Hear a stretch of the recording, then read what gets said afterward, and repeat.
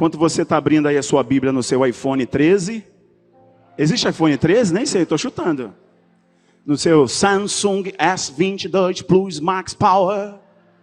Quando você está abrindo aí a sua Bíblia, por favor, eu falo para vocês que o Senhor ministrou algo muito diferente ao meu coração sobre essa mensagem. Sobre esse texto, sobre essa passagem. Vamos ler então.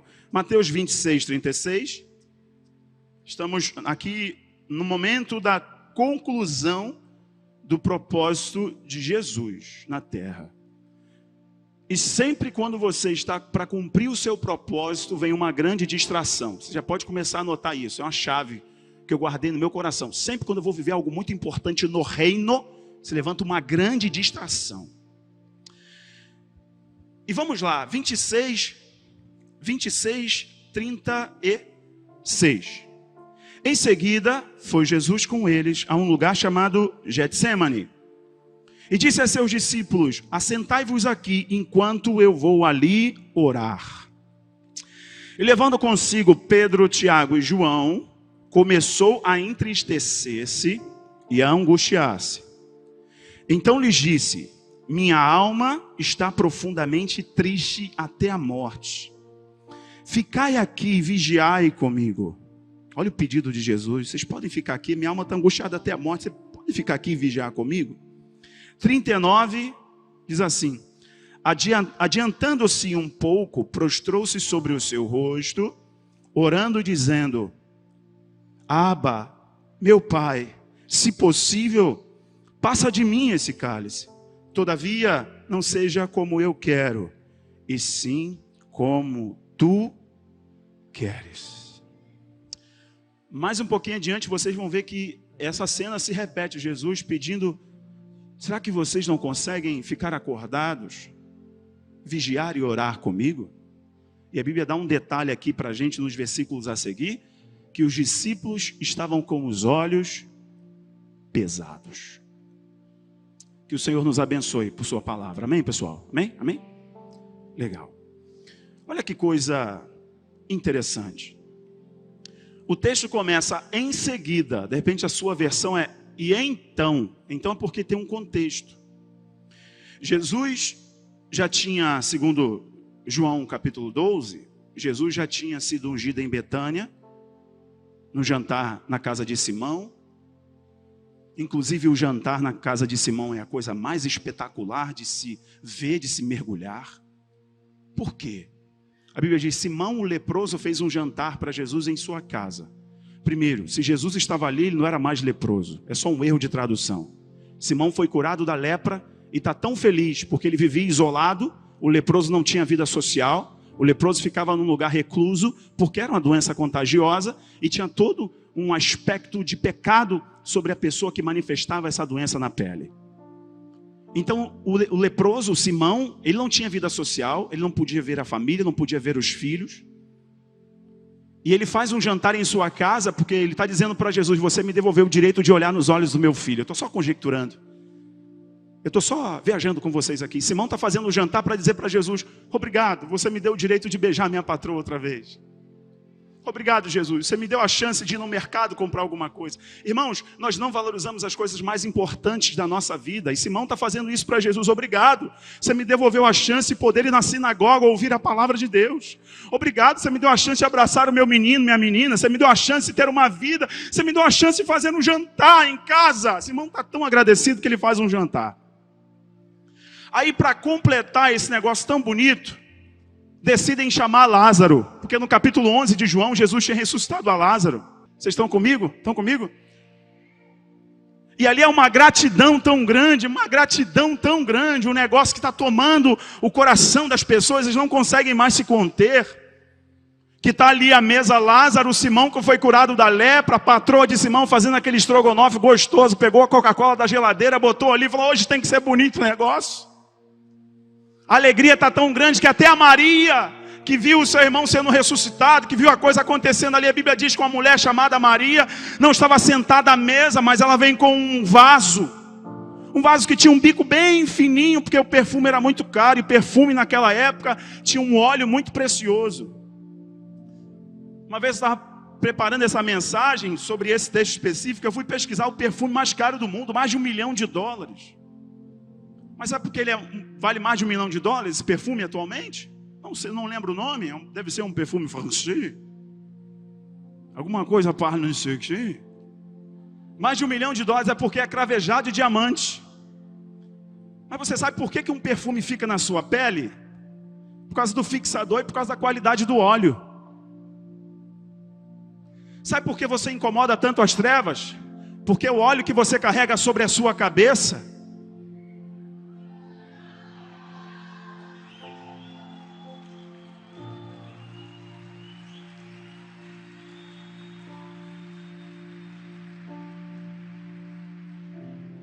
quando você chega, eles não sentem um Paco Rabanne. Não. Sente o bom perfume de Cristo. Eu lembro quando Pedro e os discípulos estavam discursando no livro de Atos, para os fariseus, saduceus, homens instruídos, que estudaram aos pés de Gamaliel, dominavam muito bem a gramática, dominavam o aramaico, dominavam a Torá de trás para frente, conheciam os salmos, conhecia tudo. E aí Pedro assume a tribuna e Pedro está falando. Pedro era pescador, Pedro era aculturado. E Pedro fala. A Bíblia diz que o discurso de Pedro é demasiadamente longo. Ou seja, Pedro estava sendo chato. Falando para burro. Falando demais. Aí quando Pedro termina de falar, os homens pegam a tribuna e falam assim: certamente o homem que vos falou é agramatos. Queriam humilhar Pedro. É agramatos. Agramatos do grego é sem gramática. Ou seja, Pedro falou nós fumo, valas na trave. Mas aqui vem a chave. Eu não estou aqui assinando embaixo da ignorância de ninguém, viu? Estude, seja um mestre, seja um doutor, porque lá Deus vai te usar. Mas Pedro, na sua simplicidade, quando ele termina de falar, os homens dizem: esse cara que falou agora, ele é agramatos. Mas uma coisa nós reconhecemos: ele andou com Jesus de Nazaré. Por quê? Pedro carregava uma essência que não era uma essência só de pescador. Pedro trazia o bom perfume de Cristo. E lá no jantar em Betânia, em João capítulo 12, Maria chega com aquele vaso, o bico é fininho, porque quando quebrava o bico, o perfume exalava, ele perde o seu valor. Quem entra na presença de Deus, acabou, esquece. Se preocupa, mas não, só deixa exalar, até a vinda de Cristo, deixa exalar. É aí que a gente faz a diferença. O perfume vai tomar a casa. E quem tiver com o coração corrompido, fala assim, igual Judas: por que você está gastando? Podia vender isso e dar para os pobres. Nada, o coração está corrompido, está se incomodando porque o teu perfume está exalando. Deixa exalar, irmão, deixa incomodar. Aí esse contexto aqui é esse. Jesus já tinha sido ungido em Betânia, nesse jantar na casa de Simão. Lázaro estava ali, Maria derrama aquele perfume, aquela coisa linda. E sabe uma coisa? Jesus escolheu as coisas insignificantes, sem valor. Sabe o que significa Betânia? Betânia é a junção de duas palavras. Significa casa e sem valor. Casa desfavorecida, casa do desfavorecido. Betânia. Mas sabe onde aconteceram os maiores eventos do ministério de Jesus? Vai falar, Jerusalém? Onde estava o jumentinho que Jesus mandou buscar para ele entrar em Jerusalém? A multidão gritando: Baru, Rabar, Bechem, Adonai, bendito é o que vem em nome do Senhor. Em Betânia estava o jumentinho. Onde Jesus foi batizado? No Jordão, na altura de Betânia. Onde ele foi ungido antes de sua morte? Em Betânia. Quando Jesus morreu, ressuscitou, chamou os discípulos antes de subir aos céus. E quando ele está subindo aos céus, ele diz assim: eu vou para o meu Pai, eu vou voltar, vou preparar lugar e vou voltar. Onde é que os discípulos viram Jesus subindo? Na altura de Betânia. Você está se importando ainda quando dizem que o que você faz não tem valor no reino? Quando não valorizam você? Quando ninguém dá nada para você? Quando não dão muito crédito a você? Você está se importando? Jesus escolheu a casa do desfavorecido e tornou essa casa sua casa favorita. Se você chegou aqui sentindo nada, rejeitado pelos pais, um histórico de vida tão complicado, é você mesmo que ele quer pegar e fazer de você uma casa favorita. Passou Betânia, passou tudo. Jesus já disse para o seu discípulo: eu vou morrer, o pau vai quebrar, o bicho vai pegar, porque está escrito: Está escrito nos livros dos profetas: eu vou ferir o pastor e as ovelhas vão se dispersar. Então o pastor será ferido, eu vou morrer, mas eu vou ressuscitar. Aguardem. Acontece tudo isso. Então Jesus vai para o lugar onde ele gostava de ir orar. Se vocês lerem essa referência, Jesus indo para o Getsemane, se eu não me engano está em João capítulo 18. Diz que Jesus atravessa o vale de Cedron para chegar até o Getsemane. A Bíblia não deixa nada à toa para a gente. O vale de Cedron é um lugar sombrio, onde se jogava idolatria, um lugar onde se passava em silêncio. Cedron era um lugar de sofrimento, era um lugar de dor, era um lugar onde se deixava idolatria, um lugar onde se passava em silêncio, era um lugar sombrio. Em Cedron, Davi passou com as suas mulheres, com os seus filhos, quando o seu filho Absalão queria matá-lo. Davi atravessou o vale de silêncio de Cedron chorando. E em silêncio, diz a Bíblia em Crônicas. Jesus atravessa Cedron e vai até o Getsemane. Porque Cedron, apesar de ser um estágio de dor, ser um tempo de lágrimas, ser um tempo de escuridão, é só um tempo transitório. Escuta e guarda essa palavra no teu coração, porque é profética. Você pode estar passando por Cedron, mas Cedron não é o teu destino final, é transitório. Aguarda um pouquinho mais. Aí Jesus passa por Cedron, conforme João nos diz. Mas aí Mateus e Lucas vão dando alguns detalhes muito interessantes. Mateus capítulo 26, Lucas capítulo 22, vai dando aqui um contexto para a gente maravilhoso. E Marcos 14 também.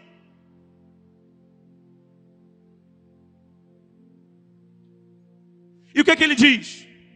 Jesus chama os seus discípulos e diz assim: vamos comigo orar. Como de costume, vamos embora. Chamou os 11. Judas, o traidor, não estava mais ali. Então foram os 11.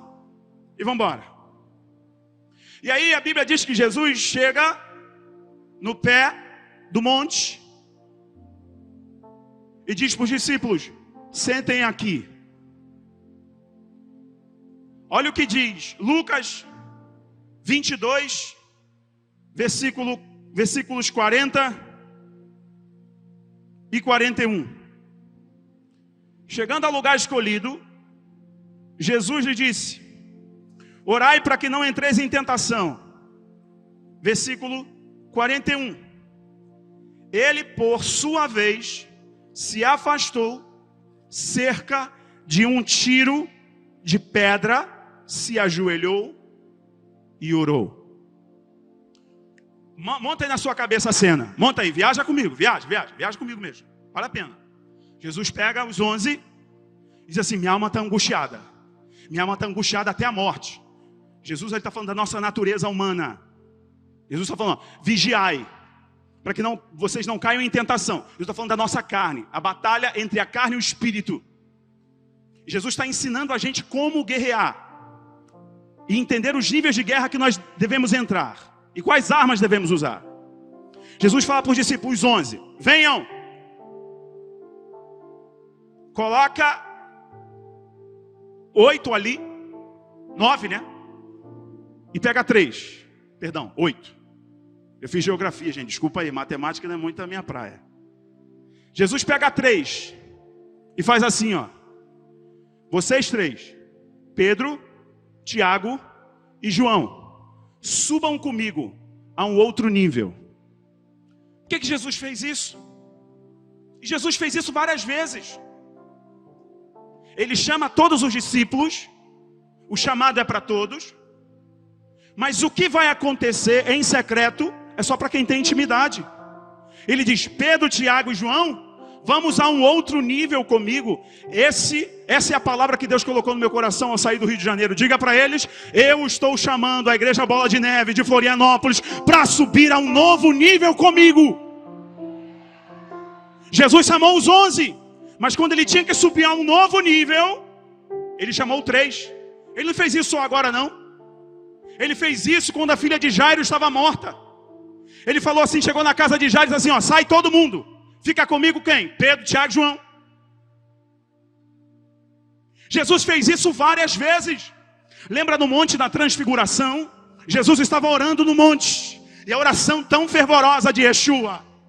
o Filho de Deus, que a Bíblia diz que ele se transfigurou, assumiu uma forma glorificada, apareceram Moisés e Elias.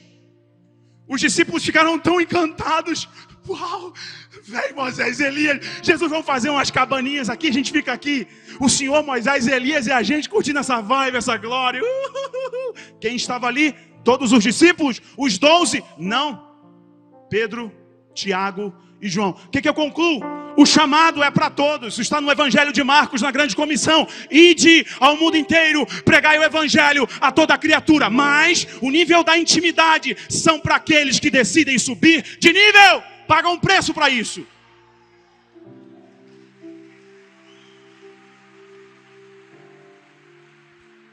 Quando a gente aceita Jesus, maravilha, coisa linda.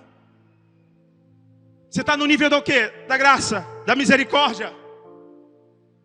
E é triste você ver um crente que está a vida inteira no nível da misericórdia e nunca entra no nível da intimidade, do mais que o bastante, da grande revelação. Jesus estava chamando os discípulos na hora mais difícil de seu ministério para o nível da revelação e da intimidade. Os discípulos queriam permanecer no nível raso. Os discípulos queriam permanecer no nível raso porque eram homens que ainda tinham os olhos pesados.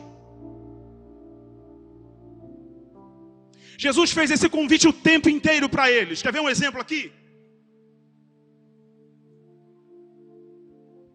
Jesus está vindo pregando, margeando o mar da Galileia ao lago de Genezaré. Mesma coisa. Jesus está vindo ali, pregando. E a Bíblia diz que a multidão está apertando Jesus. Jesus não precisou pagar impulsionamento no Google, não precisou pagar o Instagram para entregar a notificação para todo mundo, ele só tinha uma palavra relevante. Nosso tempo está invertendo as coisas. Nós achamos que para sermos relevantes nesse tempo, precisamos usar as armas do mundo. A igreja precisa só ter uma palavra relevante, continuar com o joelho no chão e convidando os perdidos para aceitarem a Cristo. E Ele vai trazer as pessoas. Acabou. E Jesus está pregando, e a multidão apertando Jesus, chegando, apertando. E tinha uns camaradazinhos frustrados ali, pescadores, chateados, lavando a rede. Pô, trabalhando pra caramba a noite toda, cara. Pegamos nada aí, tá bravo demais, vai dar ruim. Pô, tem que pagar a conta. Que pagar o tributo, vai chegar o soldado romano lá. Daqui a pouco a gente passa na coletoria, tá o Mateus lá enchendo a nossa paciência, vai dar ruim. Aí chega um homem com vestes longas de mestre e começa a pregar, a multidão ali em volta, e de repente Jesus fala assim para Pedro e os outros: vão para onde as águas são mais profundas. O que Jesus disse? O que Jesus disse? Vão para um outro nível. Aí, você conhece a história, Pedro decidiu. Depois daquela interrogatória ali, Pedro decidiu. Jesus foi junto, viu? Jesus não ficou na margem, não. Jesus foi junto no barco. Jesus foi junto. Só você ler o texto de Marcos. Jesus foi junto. E olha o que aconteceu. Joga a rede. A pesca foi maravilhosa. Teve que... Chama os barquinhos, ajuda aqui, ajuda nós, vai virar o barco, tem muito peixe. Pesca maravilhosa. Vocês estão comigo? Lembra dessa história? Lembra? Todo mundo lembra? Ok, maravilha. Aí volta. Quando o barco chega à margem, a multidão está esperando. Tá ou não está esperando Jesus? Claro que está esperando Jesus. Para onde nós iremos? Só tu tens palavras de vida eterna. Claro que a multidão está esperando Jesus, velho. Aí Pedro se ajoelha e fala assim: Senhor, afasta-se de mim, eu não sou digno. Jesus fala para ele assim: meu amigo, me segue, vou fazer de você pescadores de almas, de homens. E eles, tendo deixado tudo, seguiram a Jesus. Qual é a chave aqui que tem a ver com a nossa mensagem? Que tem a ver com o novo nível? Escuta, a multidão que ficou na margem e não foi para alto mar, essa multidão viu Jesus falar coisas tremendas, sim ou não? Possivelmente aconteceram milagres ali enquanto Jesus pregava para eles, sim ou não? Eles ouviram coisas extraordinárias e tremendas, sim ou não? Os discípulos que agora se tornaram discípulos de Jesus, quando foram para alto mar e viram a pesca maravilhosa, ouviram uma palavra tremenda, sim ou não? Viram milagre acontecendo, sim ou não? Espera aí, Rafael, qual é a diferença então? Quem ficou na margem, viu milagre, ouviu palavras extraordinárias, viu Jesus fazer coisas poderosas. E quem se desafiou em alto mar, somente com a palavra de Jesus, também viu milagre. e também ouviu coisas extraordinárias. E Jesus continuou com eles. Qual é a diferença, Rafael, de estar na margem e de estar em alto mar? A diferença é em que nível de vida eu quero viver.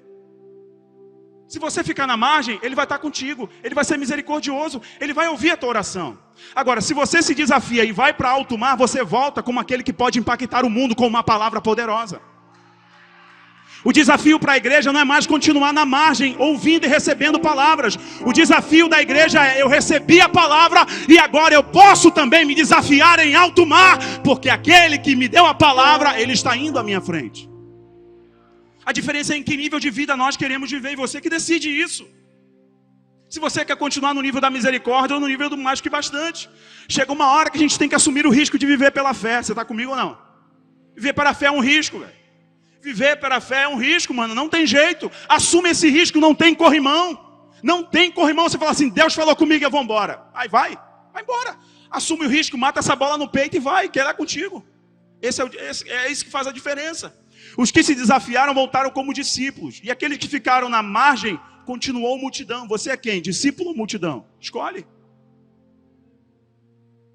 Jesus então, voltando para cá, para o texto, Ele chama aqueles que deveriam impactar a humanidade. Aqueles que deveriam ver o que ninguém viu. O chamado é para todos, mas a intimidade é para poucos. Hoje o teu desafio é mudar o nível do chamado. Eu já entreguei minha vida a Cristo, que bom, que maravilha, mas não é só nisso. Suba ao nível de intimidade, desagrave os teus ouvidos, flua no Espírito, entenda o mover profético, entenda o ciclo que está se virando agora, o que Deus vai fazer a partir de agora. Ouça o Espírito Santo liberando algo sobre a igreja do Brasil nesse tempo, meus irmãos. Será que Deus está falando com você nessa manhã, sim ou não? Por favor, dá um glória aí para me animar, vai lá. Olha aqui, Jesus então faz assim. Os 3 vêm comigo. Eles foram, maravilha, que bonito, ficaram ali. Subiu de nível. Só que os caras não estão entendendo o tempo de Deus. Os caras não têm a percepção espiritual. Os caras não percebem que a batalha é no espírito, lutando contra a carne.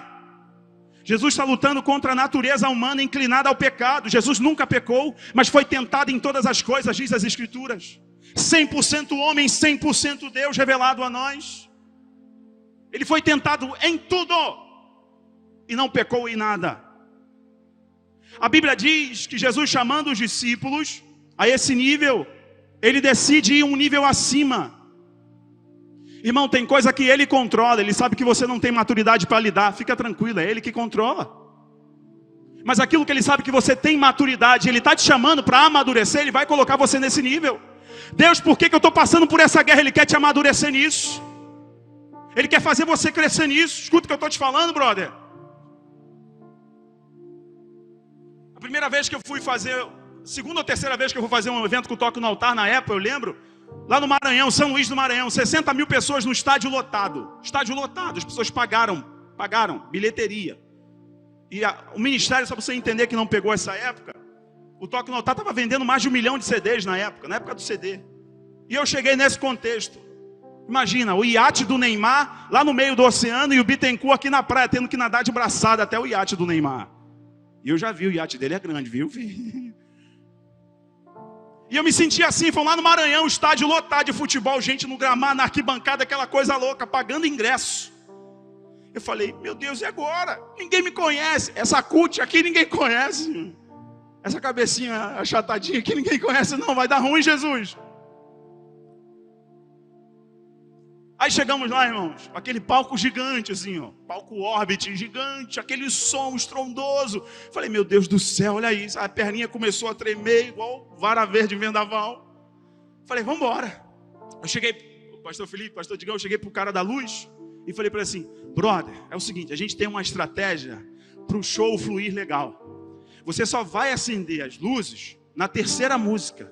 Ele me olhou assim e falou, vai passar 2 músicas no escuro? Você só bota o estrobo. Sabe o estrobo, aquela luz que fica piscando? Parece que tudo está em câmera lenta. Tudo fica lindo no estrobo. A gente vê até o Michael Jackson. É um negócio assim. Aí eu falei para ele, joga o estrobo. Joga, tudo escuro, só o estrobo piscando. Beleza. Aí eu cheguei para a banda e falei, rapaziada, vocês têm que montar uma estratégia aí. Nós vamos começar com 3 músicas para a galera pular. Aguenta aí. Ele falou, tá bom, Rafael, show de bola, show de bola. Todo mundo com medo também de ser vaiado. Show de bola. Por quê? A banda toda tinha mudado. Aí começamos, né? Com você, aquele locutor de voz lá de Barreto, de peão, boiadeiro. Toque no altar. A galera, 60 mil pessoas, imagine, irmão. Aí, para a direita, para a esquerda, para minha frente, por todo lado, todo mundo. Mano, não sei porquê, parece que o Satanás entrou no cara da luz.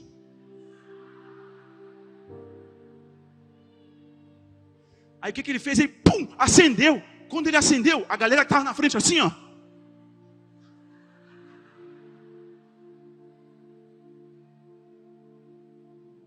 E são eles não.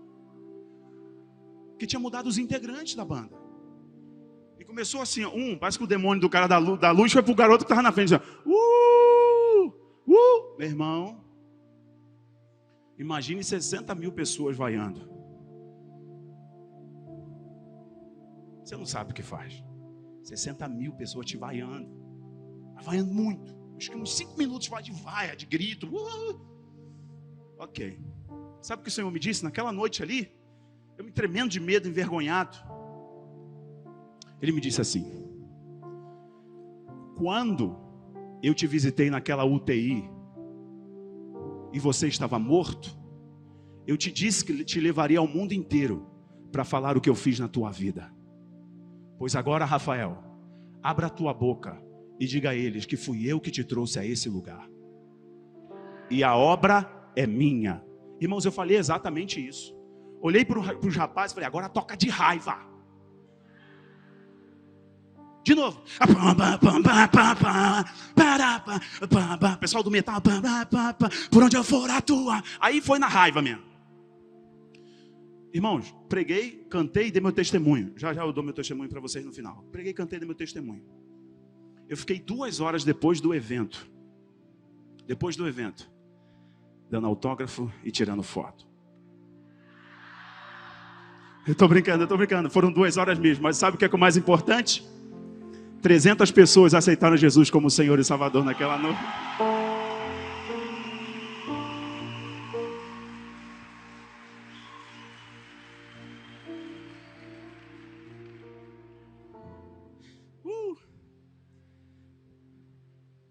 Ele está te colocando aí para te amassar mesmo.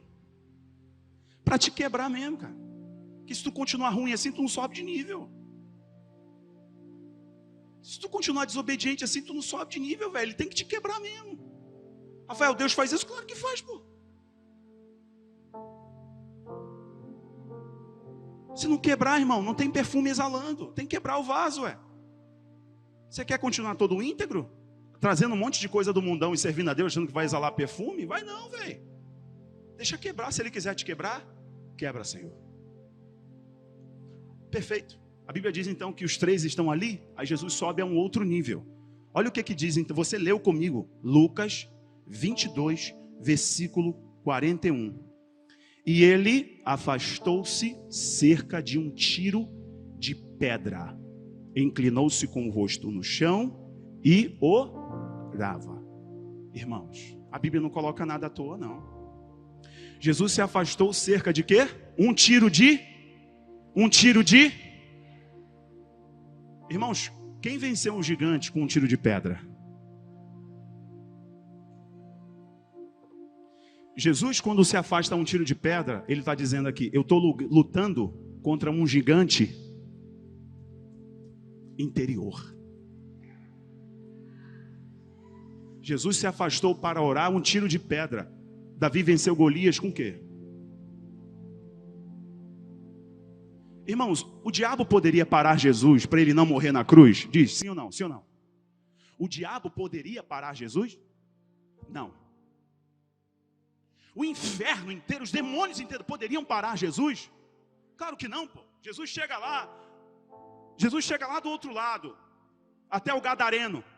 E o gadareno está movido por uma legião. E de longe os demônios dizem: quem és tu, filho de Deus, que viestes fazer aqui nos atormentar? Os demônios se borram de medo de Jesus. Alguém poderia parar Jesus? Não!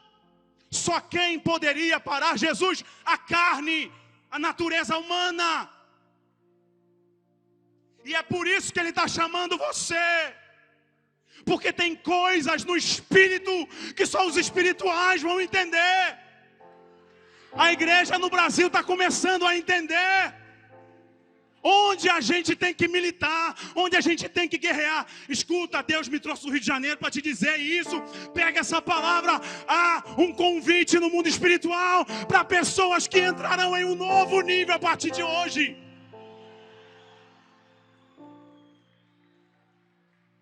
Mas para isso tem que matar esse gigante agora, irmão. A Bíblia diz que Jesus, então, em um terceiro nível, ele se distancia a um tiro de pedra, porque aí a gente mata o gigante. Jesus ora: Pai, se possível, passa de mim esse cálice. Eu sempre entendi que Jesus não queria, que ele estava pedindo para o Pai dar um jeitinho. Isso não é muito compatível com Jesus, pedir para o Pai dar um jeitinho. O que ele está falando? Pai, livra-me para a cruz. Não me livra da cruz, me livra para a cruz. Ele está falando: a natureza humana não quer que eu passe por isso, mas faz a tua vontade. Porque a vontade do Pai, desde a fundação do mundo, era que o sangue do Filho seria vertido para comprar você por toda a eternidade.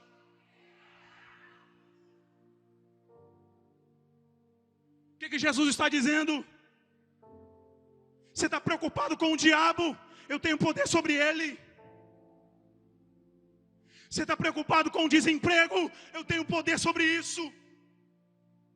Você está preocupado com os perseguidores? Eu tenho poder sobre eles. Você está preocupado com a tempestade? O teu barquinho está afundando. Fica calmo, eu tenho poder sobre isso. E o que ele está dizendo? Só tem uma coisa que eu não posso fazer.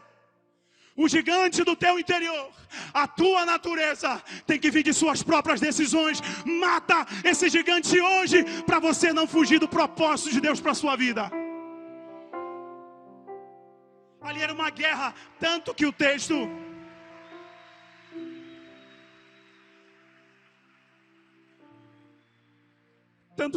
diz, e aqui os escritores não pouparam os detalhes: a minha alma está angustiada até a morte. Se essa frase estivesse em um bilhete, eu ia correndo atrás dessa pessoa, porque ela vai se matar. Eu não estou falando que Jesus ia se matar, viu, irmãos? Não estou falando isso não, isso é uma heresia, não estou falando isso. Eu estou falando que essa frase, ó, a minha alma está tão angustiada ao ponto da morte. Essa pessoa está falando o quê? Velho, eu preciso ir até ele, eu vou correr, ele vai se matar. Jesus está falando: eu estou lutando contra a natureza humana, caída no pecado. O que Paulo nos diz? O pecado entrou na humanidade, corrompeu a natureza através da queda de Adão. Mas agora veio o último Adão, através da sua obediência, redimiu toda a natureza de volta para o Pai. É isso que está em jogo. Quando você entender que o teu maior problema não é o diabo, você voa. Voa. O teu nível de vida cristã muda. Quando você entender que o teu problema não é aquele vizinho chato, teu nível de vida muda. Quando você entender que o teu problema não é a tempestade, mesmo que você esteja num barquinho e parece que Jesus está dormindo, como os discípulos viram Jesus dormindo no barquinho, a tempestade engolindo o barco. Vou morrer, Jesus dormindo. Jesus, não te importa que pereçamos? Você não vai ver, está vendo que a gente está morrendo? Jesus está como? Tranquilão. Porque ele sabe que a guerra é externa. Quando a guerra é externa, o Pai tem um controle. Relax, just relax. Bote um sonzinho. Curta a viagem. E Rafael, e quando é interior? Aí é batalha. Aí você se afasta a um tiro de pedra e acerta na cabeça desse gigante. Esse gigante que está te impedindo. que Jesus está dizendo? Eu quero levar os discípulos a um novo nível. Eu quero levar vocês aqui, Bola, Floripa, a um novo nível. Você sabe qual é o gigante que está travando você aí dentro? Aí dentro de você. O que está te impedindo? Você está negociando com ele, ó. Ô, gente, Deus está me usando para falar com algumas pessoas aqui, viu? Você está negociando com esse vício, velho, ó. Ei, mano, você está negociando com essa pornografia, ó. E o Senhor está dizendo, seus olhos estão pesados. E não está vendo o que está acontecendo? Você não está vendo que eu estou voltando? Você não está percebendo o alinhamento espiritual? Você não está percebendo a geopolítica? Você não está percebendo o que eu estou fazendo? Escuta, gente, sinais são para a igreja. Os sinais são para a igreja. Não adianta você mandar um vídeo meu lá no YouTube falando sobre sinais e mandar para um cara que não é crente e falar assim, está amarrado, está amarrado. O bem vem sumar, o espanto temporal. Sinais não é para o ímpio. Sabe por quê? Porque ele não tem o nível da intimidade. Não tem o nível da intimidade. Sinais é para a igreja. Lembra? Lá em Êxodo, Moisés conversava com Deus face to face, face a face. Ali, ó. Aí Moisés subia lá no monte, trocava uma ideia com Deus. Tão íntimo de Deus, que ele queria ver o rosto de Deus. Ele falou assim, brother, tu não consegue ver meu rosto não, porque se tu ver a minha face, tu vai morrer. Por causa da natureza humana. Mas a minha face será revelada ao homem através do meu filho. Fique tranquilo. Se esconda aqui na rocha. Se esconda, Moisés, na fenda da rocha.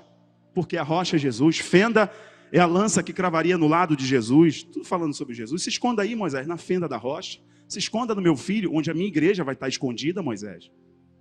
E eu vou passar, você vai ver a minha sombra.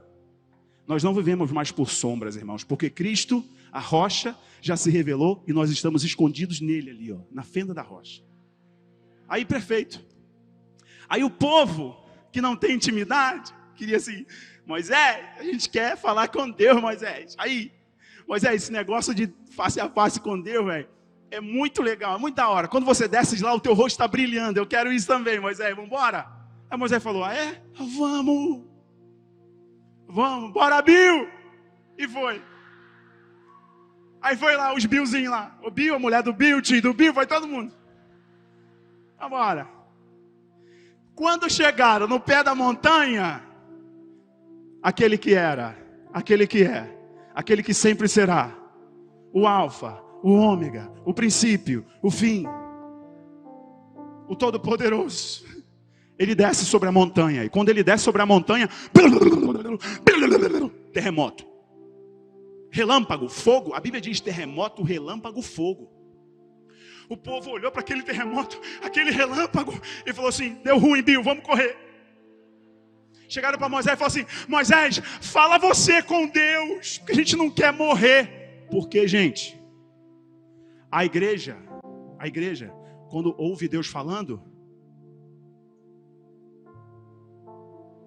o mundo só escuta o quê?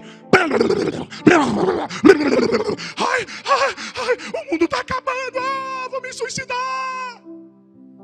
Sinais é para a igreja, voz é para quem tem intimidade. É por isso que ele diz em João 10, as minhas ovelhas ouvem a minha voz e me seguem.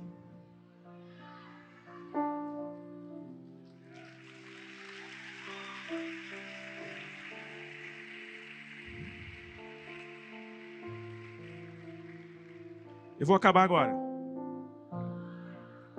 Eu gostei. Eu vou acabar agora.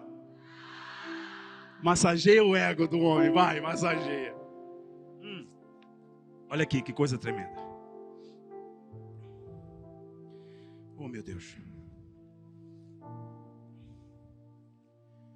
Jesus chama os discípulos para onde eles deveriam estar.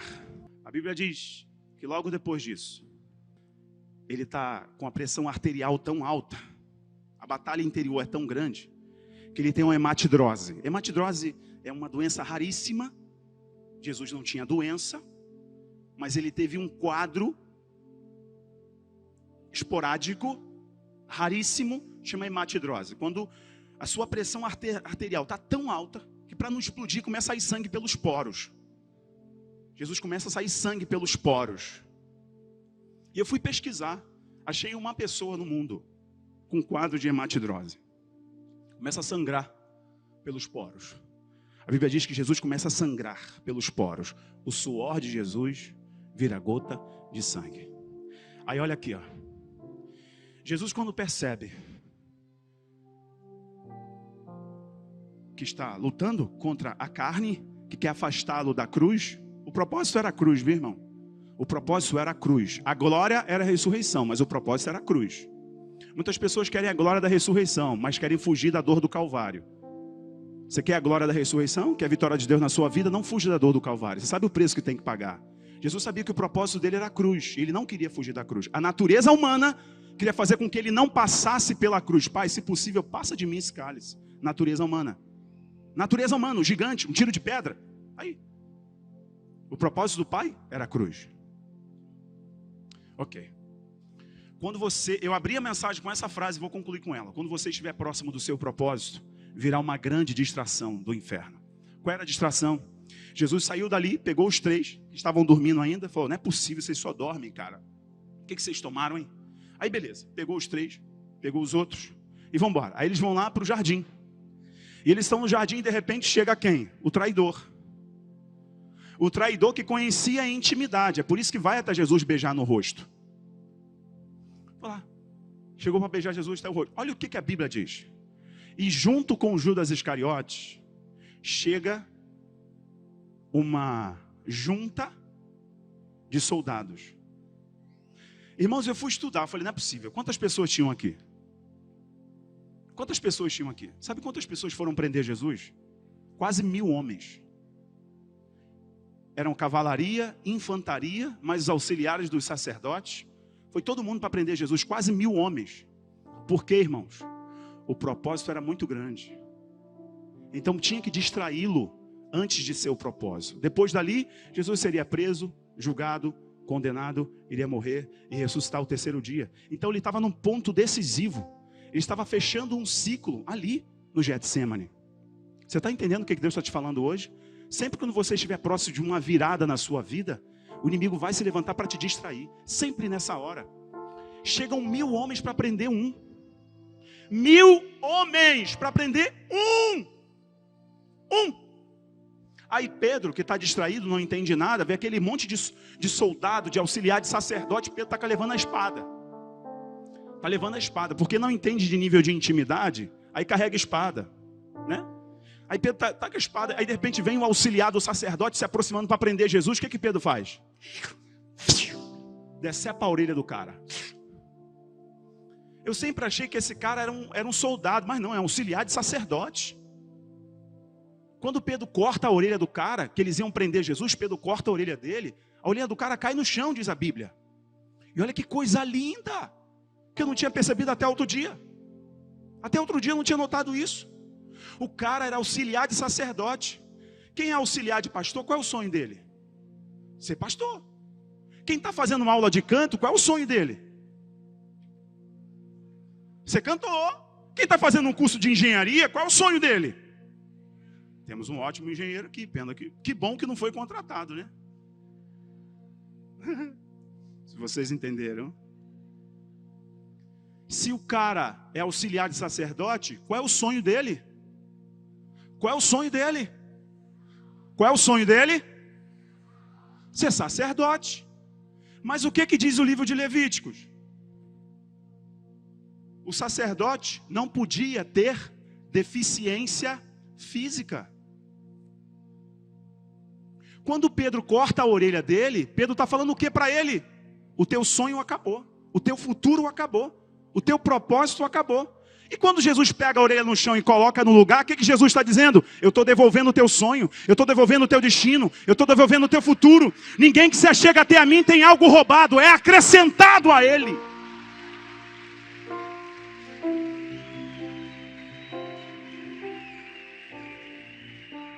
Quem não entende o nível que Deus está o chamando, ele está o tempo inteiro cortando a orelha das pessoas e não está percebendo que está tirando o futuro dos outros. Pedro carregava a espada porque Pedro não entendeu o nível da intimidade. Entende por que Deus está chamando você para essa guerra, para esse nível de intimidade? E você sabe que para subir de nível, você precisa tomar uma decisão hoje, agora. E precisa ser uma decisão muito sincera diante de Deus. Não adianta mais ficar remendando aí não, irmão. Está na hora de quebrar? Irmã, está na hora de quebrar? Quebra agora. Rafael, eu não me sinto capaz. Quem disse que você vai se sentir capaz? 2 minutos antes me passaram o microfone, eu estava ali com dor de barriga. E já tenho 15 anos fazendo isso. Toda vez que alguém vai me passar o microfone, eu lembro qual foi a primeira vez que eu preguei. Eu lembro, irmão, qual foi a primeira vez que eu preguei. Eu tenho mais 2 minutos, pastor Digão? Eu tenho mais... Tem? Tá. Eu tenho mais 2 minutos? Tem? Ok. Eu vou seguir nessa regra aí, tá? Vou fugir não. Toda vez que alguém vai me passar o microfone, eu lembro a primeira vez que eu preguei. Irmãos, eu aceitei a Jesus no Hospital Clementino Fraga Filho, hospital da UFRJ, Universidade Federal do Rio de Janeiro. Eu era jogador de futebol, tinha acabado de ser convidado para fazer parte do Fluminense, tinha disputado Carioca, Brasileiro, me preparando. Filho de pedreiro, dona de casa, virar jogador, vou comprar uma casa para minha mãe, vou mudar de vida, né? Opa, beleza. Aí, irmãos, eu voltando do treinamento, para encurtar aqui o testemunho para vocês, que é longo, mas eu vou encurtar. Voltando do treinamento, meus pais me levaram para o hospital, e eu estava passando muito mal, vomitando, com muita febre, dor no corpo, aí me levaram para o hospital. Quando chegou no hospital, eu sou nascido e criado em Belford Roxo. Alguém aqui conhece Belford Roxo, no Rio de Janeiro? Levanta a mão aí, só quem... Vocês estão vivos? Conhece Belford Roxo? Depois eu falei. Uhul, Nova Iguaçu! Belford Roxo, irmão. O Dicró, lembra do sambista Dicró? Lembra? Dicró falava que em Belford Roxo roubava pneu de carro andando 80 por hora. O bicho pega em Belford Roxo. Ali em Belford Roxo, os meus pais me levaram para o hospital do lado. O Hospital Fátima, em Nova Iguaçu. Quem é de Nova Iguaçu sabe.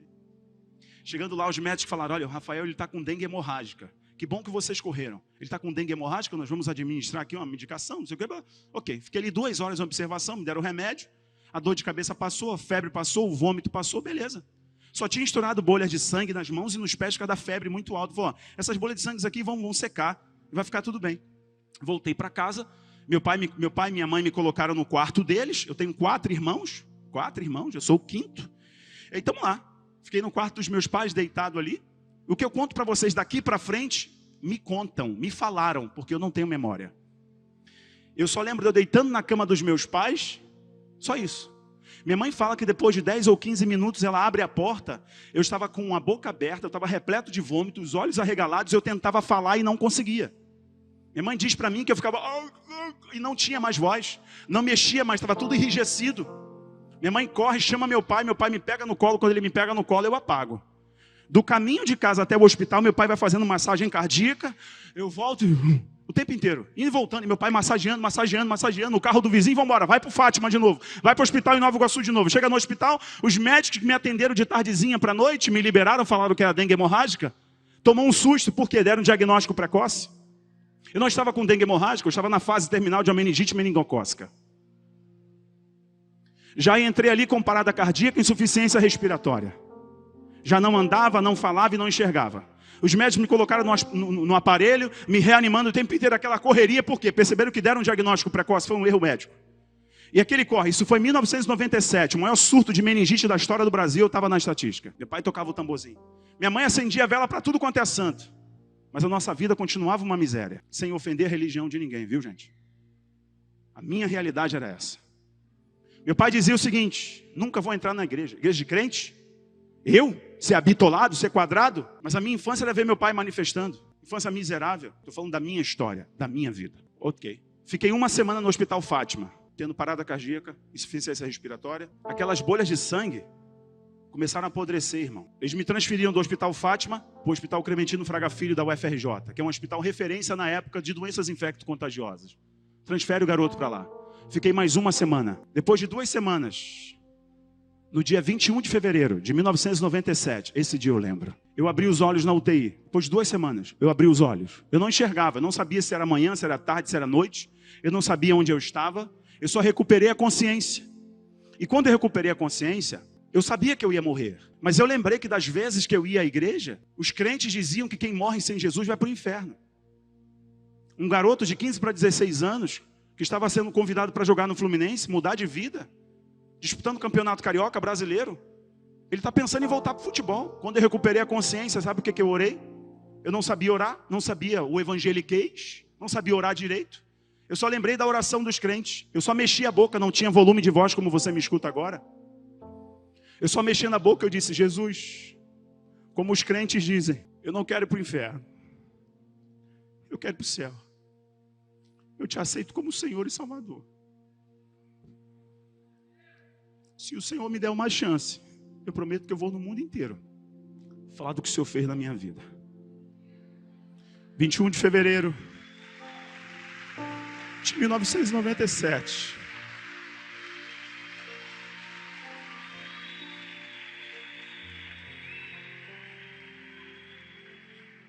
Deixa eu te falar o que aconteceu naquele dia. Naquele mesmo dia, horas antes, os médicos ligaram para os meus pais e falaram para eles: olha, o Rafael está aqui há uma semana. E ele já veio de mais uma semana, 2 semanas no total. Rafael não anda, não fala, não enxerga. Os pés e as mãos estão em estado de putrefação. Não tem mais jeito para esse menino. Por favor, venham até o hospital. Os meus pais, antes de irem para o hospital, decidiram entrar numa igreja. Assembleia de Deus, Ministério Renascendo em Cristo. Uma igrejinha pequenininha. Na superlotação, dava mais ou menos umas 50 pessoas. O pastor, um negão de quase 2 metros de altura, pastor Ronaldo, cheio do Espírito Santo. Os meus pais dizem para mim até hoje, quando eles me contam, meus 2 velhinhos chorando sempre, dizem assim: Rafael, nós invadimos a igreja no bairro de Itaipu, Belfor Roxo. Nós fomos até o púlpito, o pastor estava pregando. Eu e teu pai dobramos o joelho e pedimos: pastor, ora pelo nosso menino, porque ele está morrendo. O pastor dobrou o joelho, pediu para a igreja dobrar o joelho. E a oração do pastor naquela noite foi: Deus, pela minha própria vida, entra naquele hospital agora, levanta aquele menino e faz ele rodar o mundo, para que todos saibam que ainda existe um Deus que faz milagres.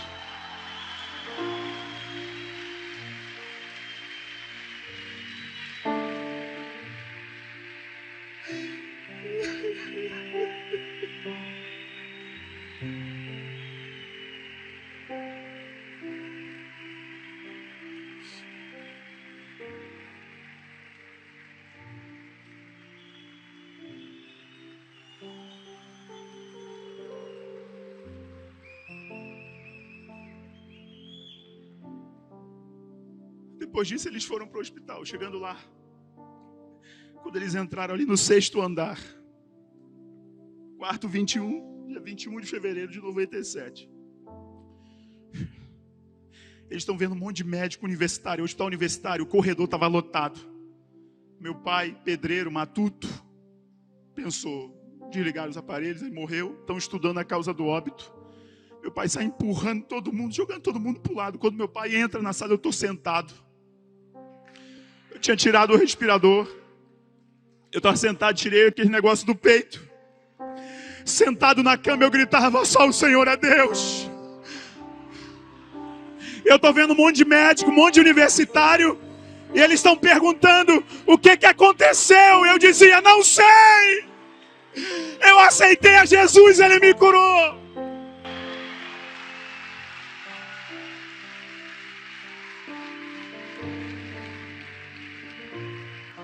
O meu pai dobra o joelho naquela cama de frente para mim, chorando igual criança. Ele diz: filho, o que aconteceu? Eu disse: pai, eu aceitei a Jesus, Ele entrou aqui e me curou. Meu pai levanta a mão calejada de pedreiro e diz: eu aceito a Jesus agora também. A minha mãe dá a volta no outro lado da cama, dobra o joelhinho dela e diz: filho, quando você se batizar, eu me batizo junto com você.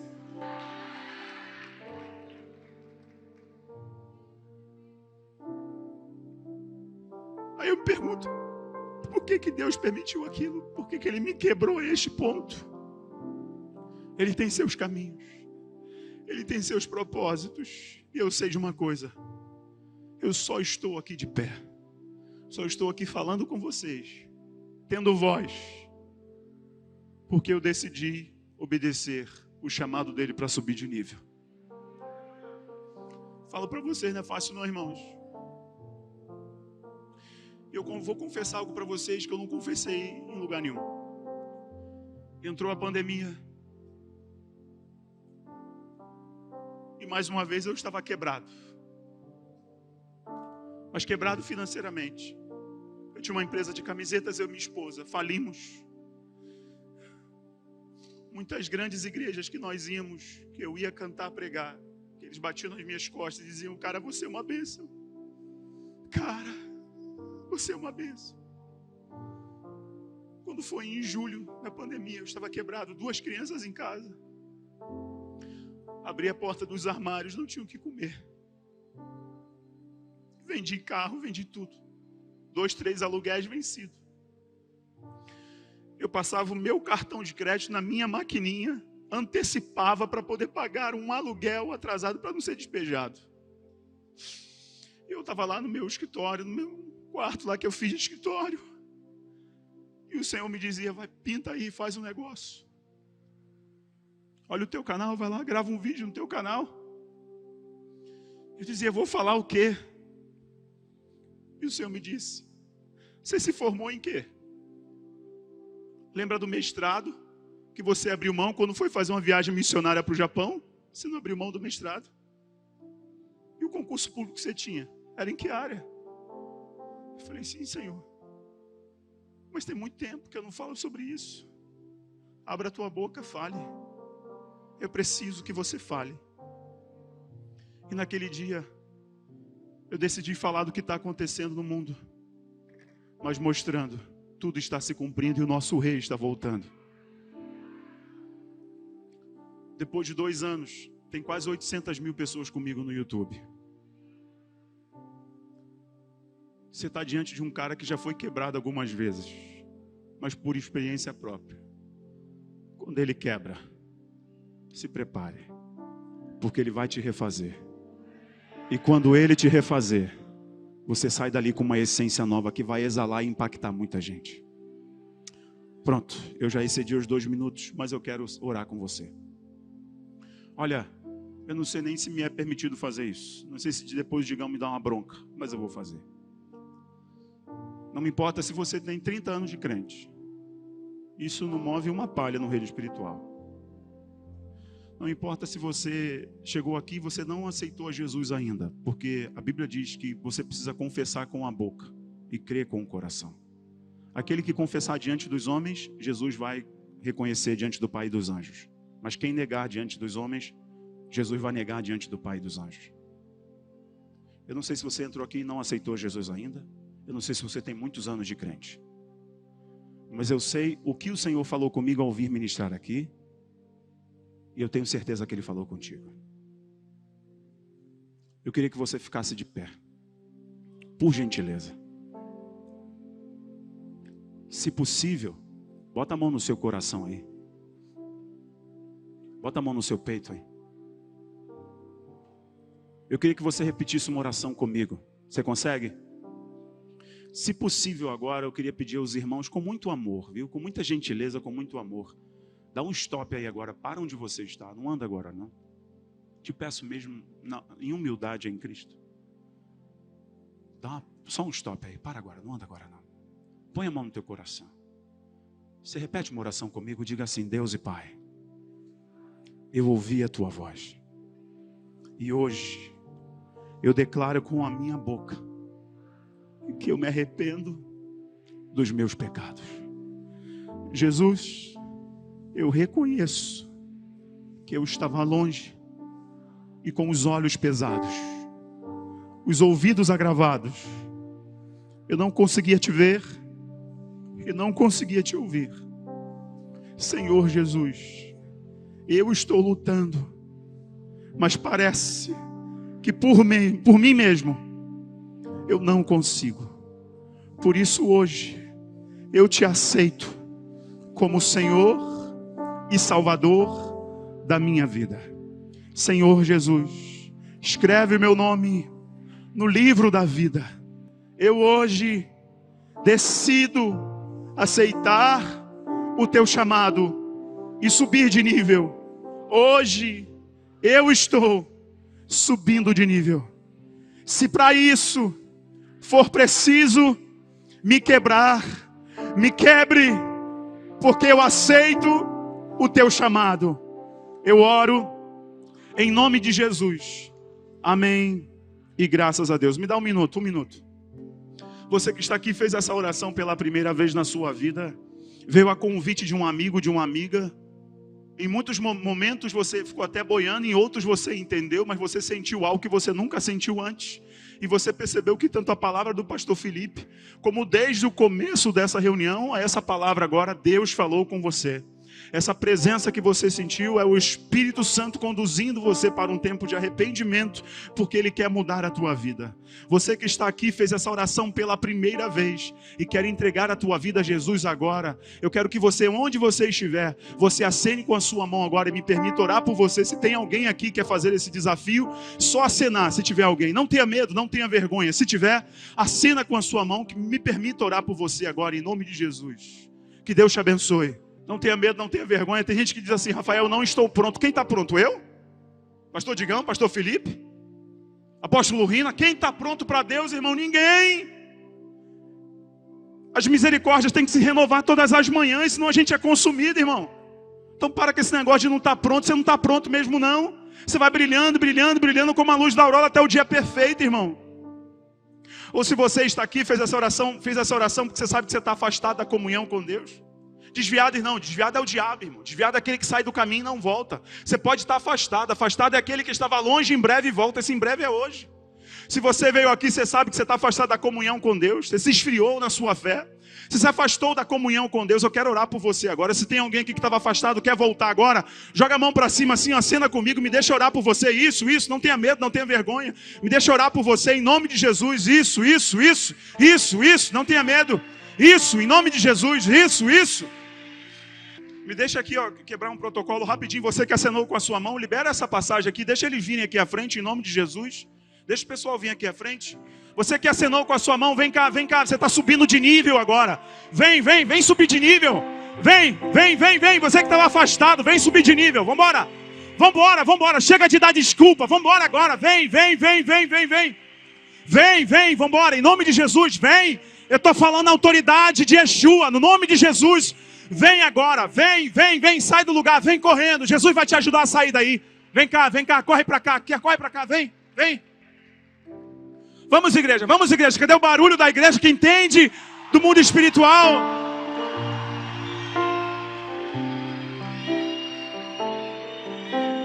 Vamos, não resista não. Se hoje ouvires a minha voz, não endureça o vosso coração, diz o Senhor. Vamos lá, vamos subir de nível. Bora, jovem, bora, brother. Corre pra cá, cara. Bora, menina. Tá esperando o quê? Vambora, vem, o Senhor tá te chamando.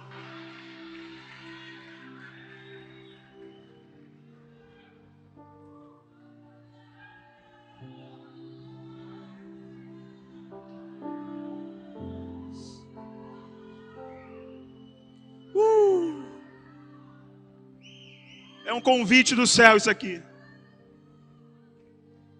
Jesus está separando um povo. Ele não vem buscar todo mundo não, gente. Ele vem buscar um povo. Jesus não vem buscar todo mundo não, viu? Ele vem buscar um povo. Você é povo dele? Você é noiva dele?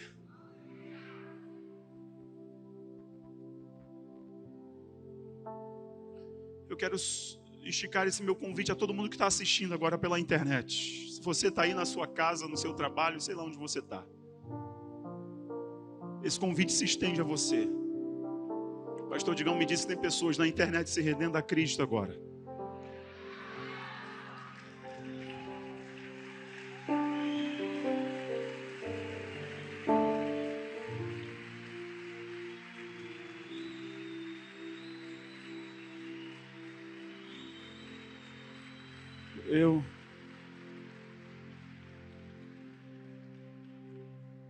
Eu só preciso fazer algo que em todos os lugares que eu vou, Deus me chama para fazer. Deus me manda fazer. O Senhor sempre me manda chamar à frente as pessoas que estão pensando em suicidar. Em todo lugar que eu vou.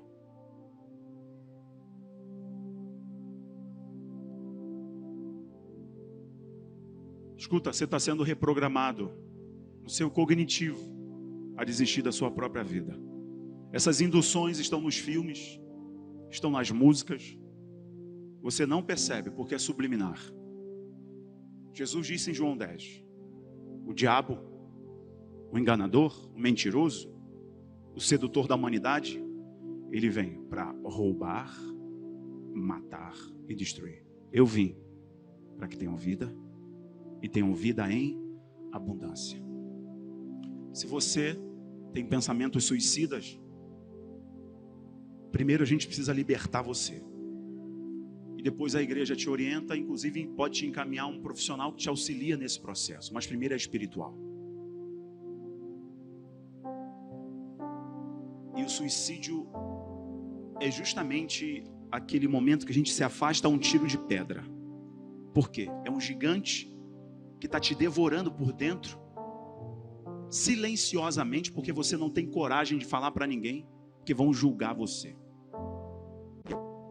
E a pessoa, por não ter coragem de se abrir com ninguém, ela aceita o convite do diabo e tira a sua própria vida. Não estou falando de velhos não, viu? Estou falando de adultos, estou falando de jovens também, de adultos também. Pois esse convite aqui é sério. Eu tenho certeza que quando Deus fala comigo, é porque Ele quer salvar alguém no meio do povo. Mesmo você sendo crente, viu? Esses pensamentos estão roubando a tua paz. Talvez você tenha até já tentado o suicídio e não falou para ninguém. Na hora H você desistiu. Mas esses pensamentos vêm te bombardeando. Pois agora, se tiver uma pessoa, 2, 3, não sei. Se tiver alguém no meio dessa multidão, está sendo bombardeado pelas trevas com pensamentos suicidas, para você desistir da sua própria vida, que não tem mais jeito, que ninguém te ama, que para você não tem jeito, tudo para você dá errado. A solução para aliviar, tira a própria vida. Está vindo uma pessoa ali. Vem cá, fica aqui na frente.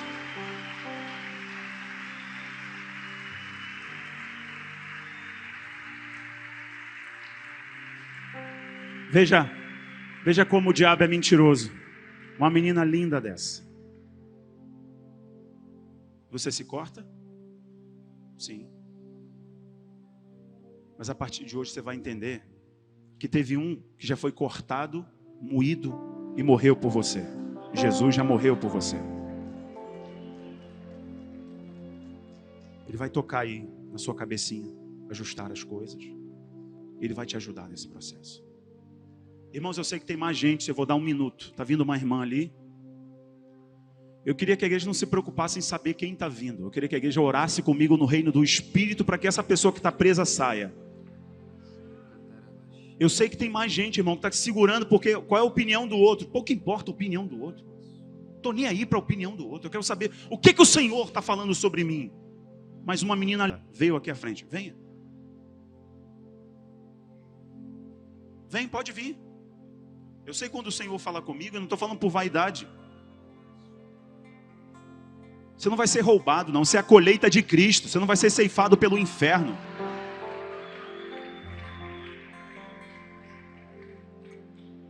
E não são só irmãs não, viu? Tem homens também que estão se segurando aí. Deus tem um propósito para você. Isso tudo aí é uma distração do inferno na sua mente, para você não entender e não receber a glória que está reservada no porvir. Vamos agora, em nome de Jesus, se tiver mais alguém aqui que já tentou o suicídio ou tem pensado em suicídio nesses dias, agora, em nome de Jesus, que essas cadeias soltem, quebrem-se.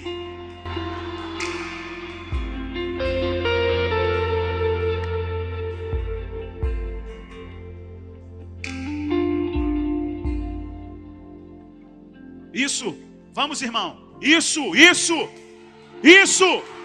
bora, em nome de Jesus, Vamos, agora, em nome de Jesus. Eu estou dando uma ordem, em nome de Jesus. Isso, cara. Vamos, traz ele. Nem que seja 5 pessoas segurando e arrastando ele. Traz ele aqui. Vambora. Solta essa vida. Solta. Eu estou dando uma ordem. Solta essa vida em nome de Jesus.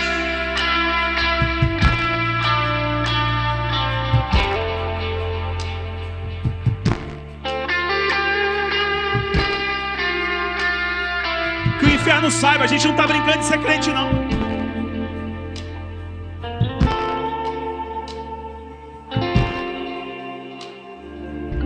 Abençoe eles agora, abençoe a vida delas por 1 minuto, igreja, por 1 minuto. Por 1 minuto, igreja, estenda as mãos para cá e abençoe, vai, abençoe. Profetiza, libera uma palavra profética sobre eles agora. Em nome de Jesus.